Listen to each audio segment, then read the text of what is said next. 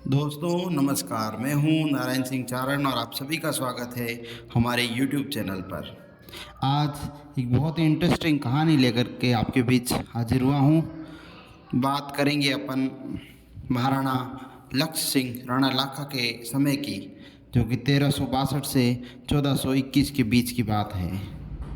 इसमें एक ऐसा घटनाक्रम घटता है जिससे राजस्थान और इस धरती का मान और सम्मान बढ़ जाता है। जब राणा लाखा की शादी हुई तो उनकी शादी हुई बूंदी के अंदर, बूंदी की राजकुमारी के साथ उनकी शादी हुई। राणा अपनी नई नवेली महारानी के साथ मेवाड़ आते हैं। राजस्थान की ये एक परंपरा रही है कि जब भी किसी की शादी होती है तो दुल्हन के साथ उनके पियर का कोई भी रिश्तेदार उसके साथ जाता है, उसका भाई हो या कोई और रिश्तेदार होता है जो उनको उनके साथ जाता है, जिनको ओलुंदी कहते हैं। अब हाड़ी रानी यानी कि जो बूंदी है, वहाँ में हाड़ा राजपूतों का शासन था, तो हाड़ी रानी के साथ उनका छोटा भाई आता है कुंभा हाड़ा। राणा अपनी महारानी से औपचारिक बातचीत में पूछता है कि कैसा लगा हमारा मेवाड़। तो महारानी ने कहा मेवाड़ तो बहुत अच्छा है, पर बूंदी जितना सुंदर नहीं है, बूंदी जितना अच्छा नहीं है। क्योंकि हर व्यक्ति को स्वाभाविक रूप से अपनी मातृभूमि हमेशा प्यारी लगती है। तो रानी ने भी बोल दिया कि हाँ, आपका चित्तौड़ तो बड़ा सुंदर है, लेकिन बूंदी जितना सुंदर नहीं है। ये बात राणा के दिल में कांटे की तरह चुभ गई। उसने कहा मेवाड़ और बूंदी, इन दोनों की तो कोई बराबरी ही नहीं है। कहाँ है हमारा मेवाड़ और कहाँ आपकी बूंदी? हम चाहे तो पल भर में बूंदी को जीत ले। अब उस शतरानी का जवाब सुनिए। उन्होंने कहा बूंदी को जीतना इतना आसान नहीं है। बूंदी का एक एक योद्धा बूंदी के लिए अपनी जान न्यौछावर करता है। राणा को गुस्सा आ गया और उन्होंने एक प्रतिज्ञा कर ली कि जब तक बूंदी का किला नहीं गिराऊंगा तब तक अन्न नहीं खाऊंगा।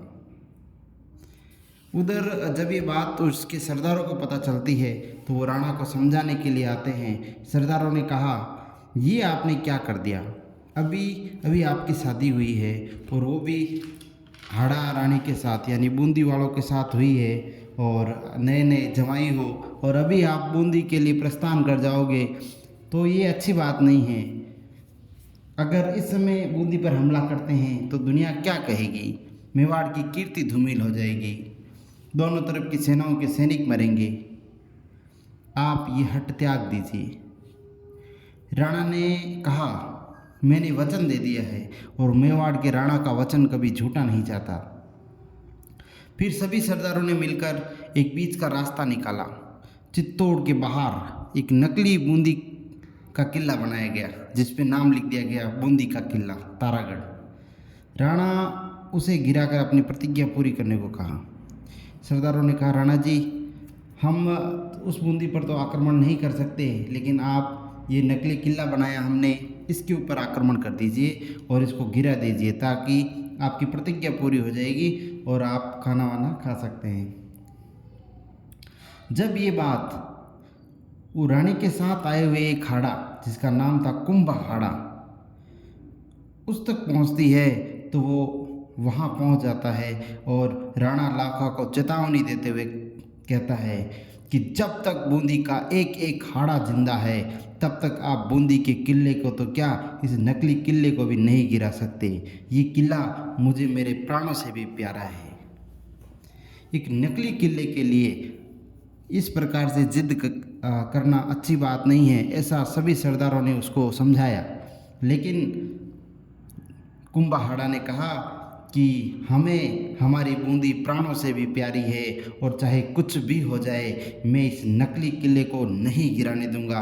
भले ही ये नकली है, लेकिन आपने सिंबल बनाया है उस बूंदी के तारागढ़ को, इसलिए मैं इसको कभी नहीं गिराने देता हूँ, सावधान हो जाओ। तो दोनों साइड की अपनी अपनी बात थी। एक तरफ लाखा जी को अपना वचन रखना था और दूसरी तरफ कुंभा हाड़ा को अपना स्वाभिमान। फिर किले पर आक्रमण किया जाता है, उधर से लाखा जी की तरफ से और इधर कुंभा हाड़ा अपने किले की रक्षा करता है। दोनों तरफ से युद्ध होता है और एक छोटा सा लड़का किस प्रकार से शौर्य और वीरता के साथ लड़ता है और अपने नकली किले को बचाने के लिए अपने प्राणों का बलिदान दे देता है। ये राजस्थान है। यहाँ पर योद्धाओं में वीरता, शौर्य और बलिदान कूट कूट कर भरा है। हड़कुंबा का नाम इतिहास में स्वर्णिम पन्नों में दर्ज हो गया।